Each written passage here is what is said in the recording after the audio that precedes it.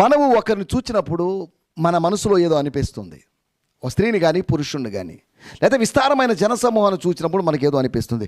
ఒక స్థలాన్ని చూసినప్పుడు మనకి ఏదో అనిపిస్తుంది. యేసు ప్రభు జనసమూహాన్ని చూచినప్పుడు ఆయనకి ఏమనిపించింది? జనసమూహాన్ని చూచినప్పుడు వాళ్ళు కాపరి లేని గొర్రెల వలె చెదిరిపోయి ఉండడం చూశాడు, అది వేరే విషయం. కానీ జనసమూహాన్ని చూసినప్పుడు మత్తయి సువార్త 5వ అధ్యాయము 1వ వచనంలో జనసమూహాన్ని చూసినప్పుడు వాళ్ళు ఆత్మీయ ఆహారము లేకుండా బలహీనంగా ఉన్నారు. ఆత్మలో బలవకుండా, ఆత్మలో బలిష్టంగా ఉండకుండా ఆత్మలో అత్యంత బలహీనంగా ఉన్నారు. వారి యూదా మతం వాళ్ళకి సరైన ఆత్మీయ ఆహారం పెట్టక ఆత్మీయ బలహీనులుగా మార్చింది అని అర్థం చేసుకున్నాడు.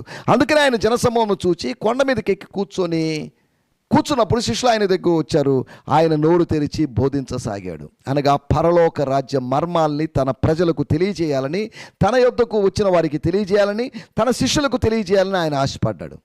కాబట్టి గమనించాల్సిన విషయం, నువ్వు కూడా ఆత్మీయంగా బలహీనుడుగా ఉన్నావు, ఆత్మీయ ఆహారము భుజించకుండా బలహీనుడుగా ఉన్నావు.